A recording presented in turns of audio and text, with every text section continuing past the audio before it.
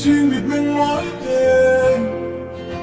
กับมีรถบรรทุกเล็กเองโดนเราฝ่ายินดีนายินและมีใครคอยฝันดูน้ำมาเสียมาบ่อยเต็